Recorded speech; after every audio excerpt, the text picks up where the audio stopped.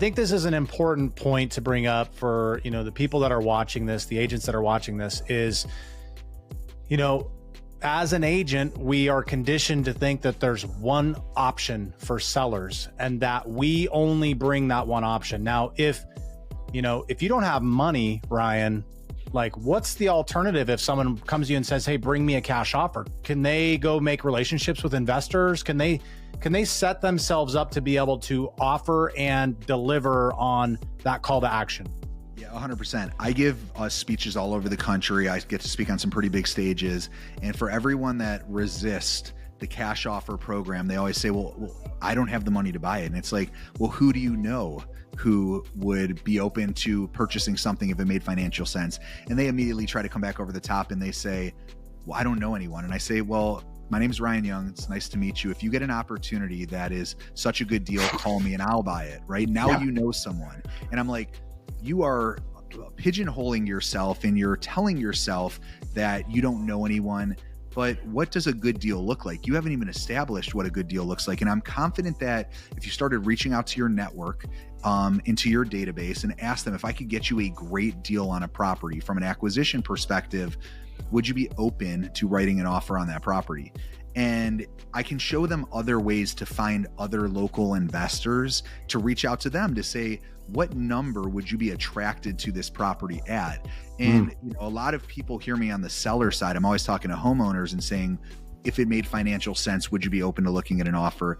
But really that stemmed from a lot of conversations that I would have when I was starting this program and when we had investors buying before it was just me. I worked with a lot of investors, and it's a really simple conversation of like, Brent, look, like if there was this opportunity that I could find you off market and it was a great deal, would you be open to writing an offer on that property? Who's going to say no to that? Like investors never would. And moral of the story, and I love that you brought it up, is that our job as agents is to be a fiduciary and an advocate for clients. And you said it, not every client's goal is the same. So it's our job to have a tool belt full of different offerings that meet the needs of our clients. That is the true definition of a professional real estate agent. So 100%. And the biggest, in my opinion, the biggest lost art in this industry is entrepreneurship, right? It is our jobs as real estate agents to be entrepreneurial and creative and think outside of the box on how we can provide those creative solutions and those options.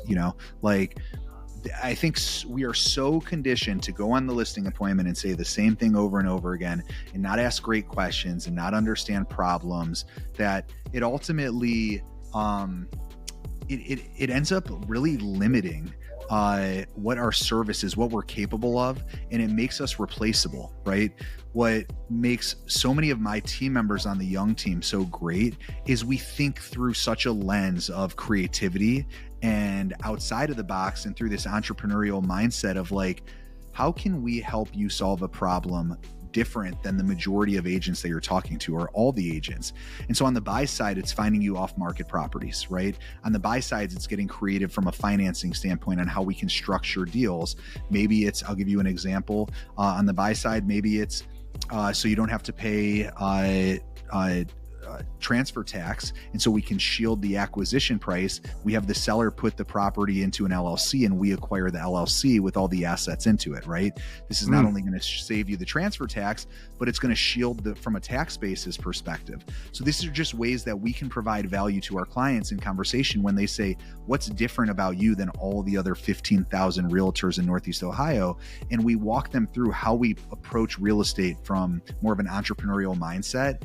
And it completely changes the relationship, and they value us so much more, which then leads to more referrals, and it leads to organic growth. We do this on the buy side and the sell side of the business. Yeah. I mean, as an agent, your job is not only to solve problems, but it's to know and understand that we are replaceable, and the consumer, the only way to actually win with the consumer is to be able to service any one of their needs. And what's super interesting is, you said solving problems, like that's really what our job is. Our job is to be really good problem solvers. When you're a good problem solver, you help people get into creative situations or get through difficult situations. You also help through negotiations and help them win in negotiations by solving problems.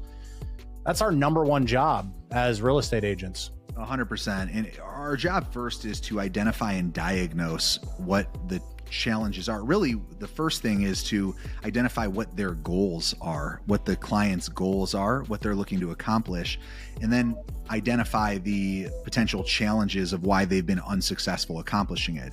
And then to create a map from A to B of here's how we start and here's how we finish so that you can accomplish your goals.